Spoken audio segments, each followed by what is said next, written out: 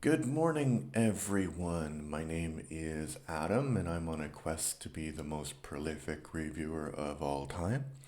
To do that, I mainly review movies and television, and sometimes books, and more rarely video games.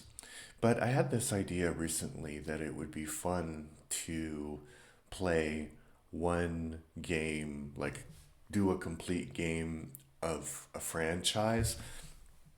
So I started with the franchise that I am most familiar with which is the Civilization franchise, and then I did Europa Universalis. I mean, I haven't done all of the installments in each franchise, but with Civilization, I've done Civilization 3, that was the first one. Then I did Civilization 1, Civilization 2, and now I'm going to review Civilization 4.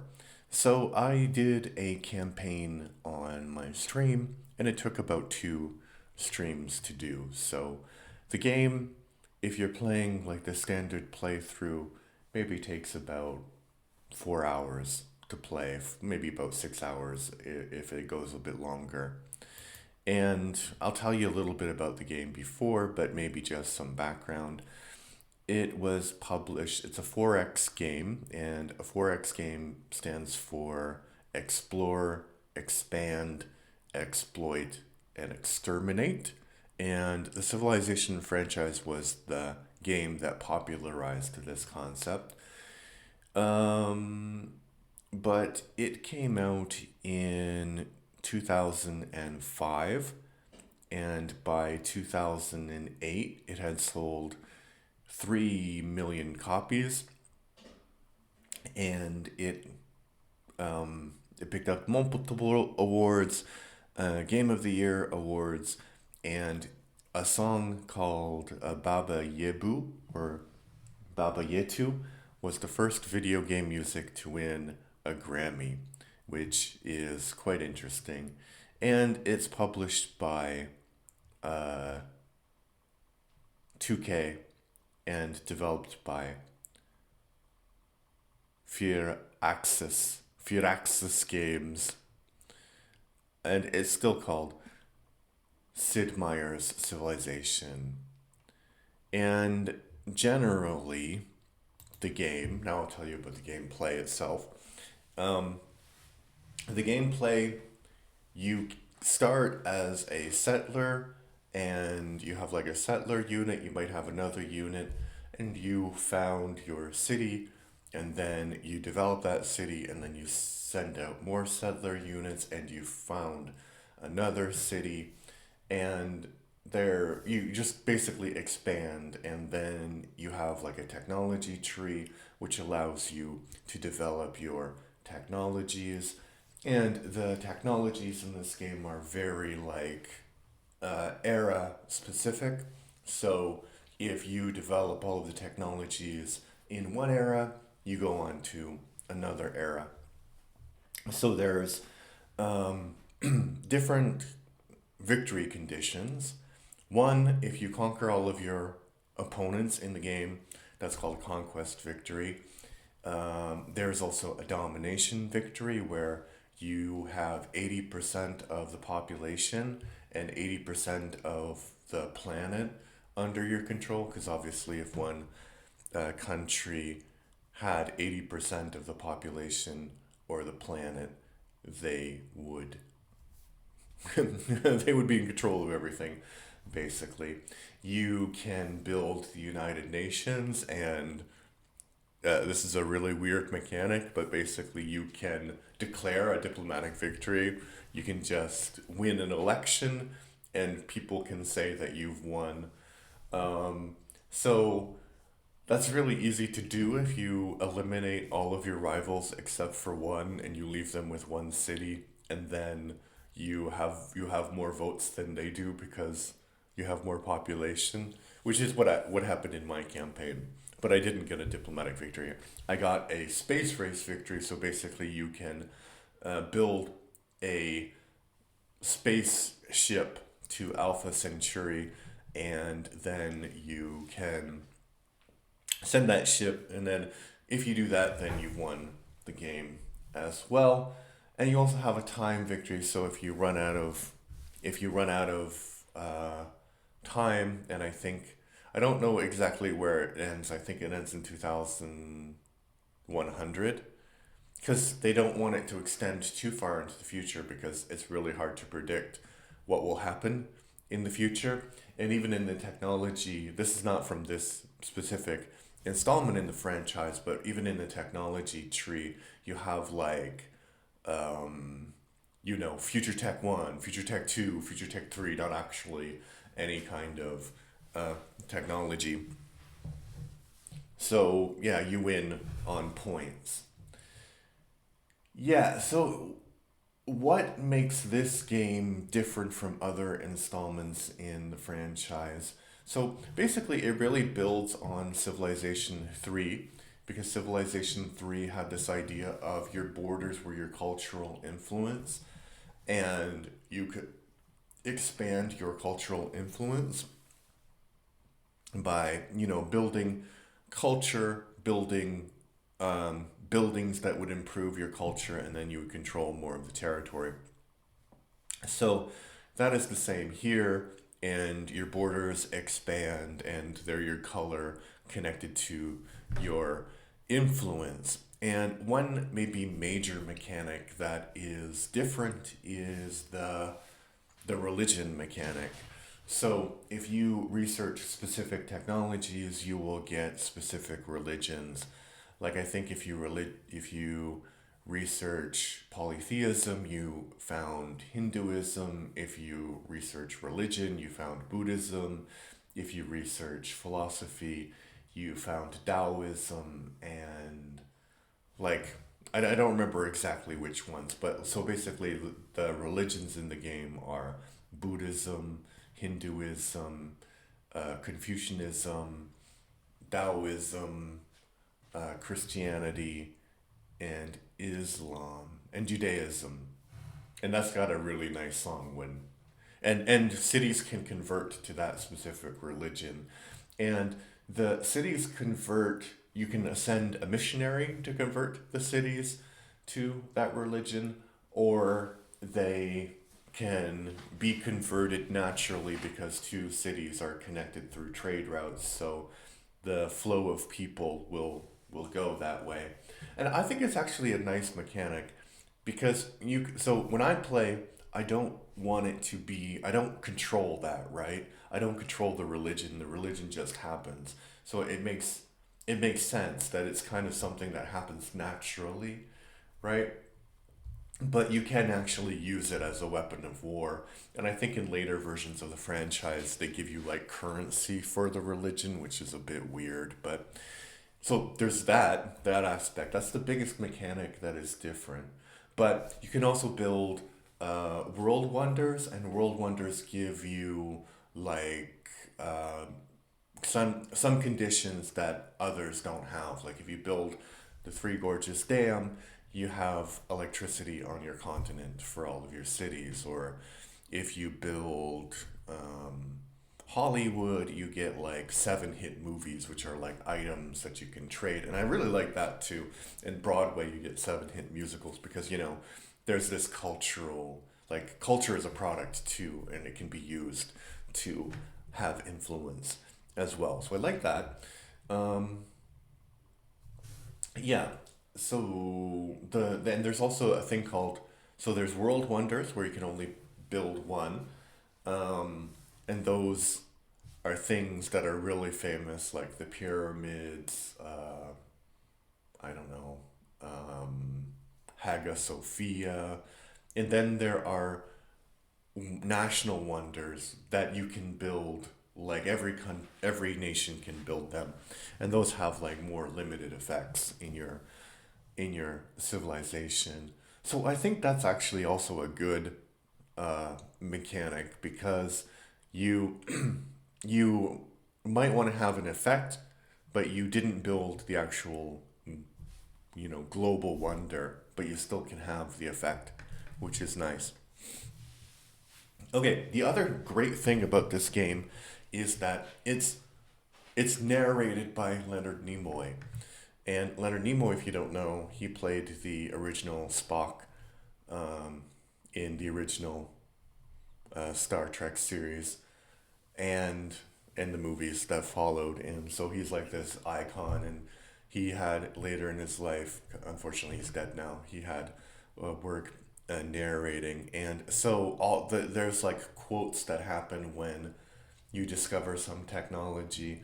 And some of these quotes really make you think, and some of them, they're just trite cliches, but sometimes they really make you think, like, oh yeah, that's really, really smart. Like, one of them is, um, if you want to tell the truth, be sure you have one foot in the saddle. So basically, if you tell the truth, be sure that you can run away very quickly when you discover horseback riding. So it's full of things like that.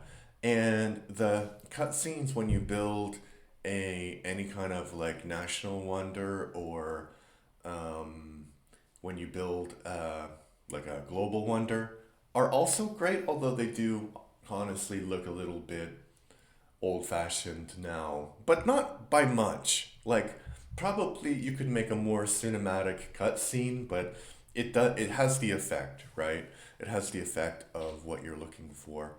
And the beginning cutscene is also kind of great. It's very Roman inspired, and like they really put a lot of thought in making this the best possible civilization game that they could. And there's other like great things, like, so there's this mechanic in the franchise generally, which is like these barbarians. So barbarians can just spawn randomly, they can spawn in villages or whatever, but this game introduces actual wild animals that you can be attacked by. Like, your explorers can be attacked by wild animals, you can kill the wild animals.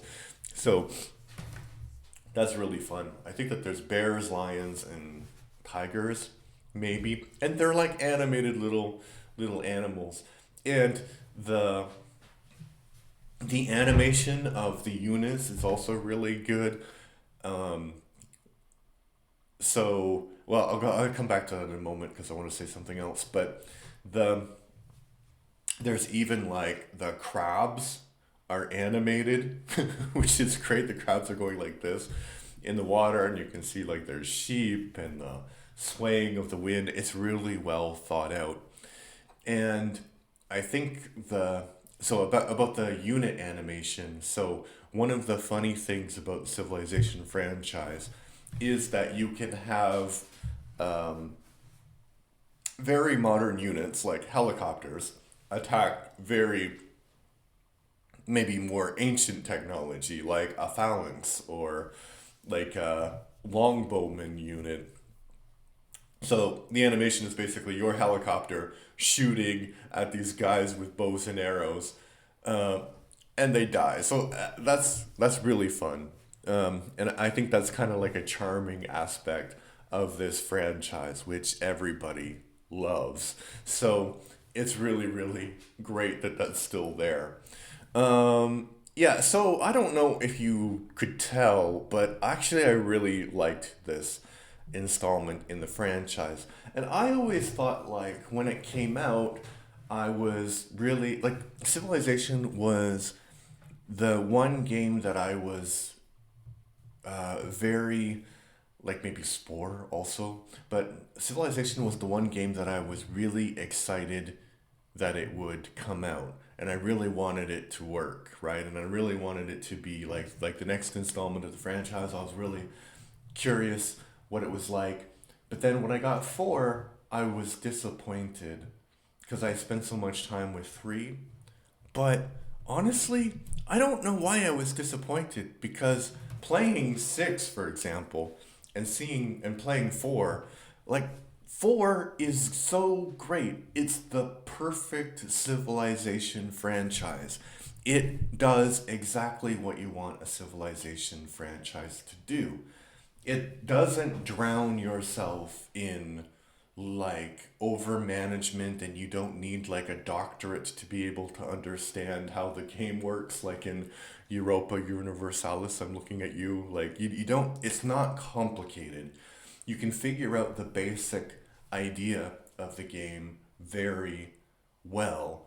And you can play the game and you can have fun. And this, like, the execution of the game is perfect.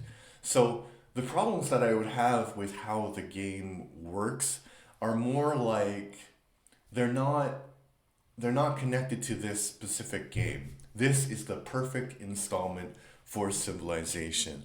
If you want to know what the idea of the Civilization franchise is, play this game. This is the perfect one. You don't need to look any other. So, like, I would give it 9 out of 10. Why not 10 out of 10? Because I think that there are still some things, like, there are things that I don't like about it. Like the fact that if you build a recycling center, all of your, um, all of your pollution from buildings is gone. That doesn't make any sense because obviously we have recycling centers now, and it doesn't mean that we have better environments than, I mean, we do. Do we? I don't know. But just building a recycling center doesn't mean that you have a better environment than you would have if you didn't build the recycling. I mean, you do have, you know what I mean. It doesn't solve all of your problems. That's one thing. The other thing is that so basically I told you about the helicopters. So a helicopter weirdly is a cavalry unit.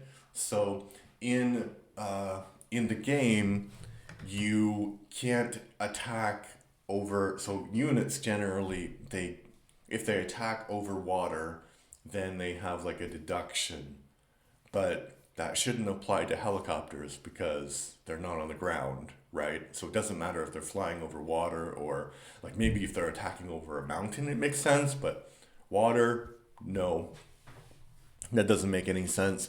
And then there are like situations where, so my helicopter attacks a unit with bows and arrows, and it attacks again and it's like damaged, so it like dies. So a guy with bow and arrows shot down at least two of my helicopter units, which is like crazy because first of all, the helicopters don't even have to get like close enough to your arrows to do any damage. They could be like way over here and shoot you.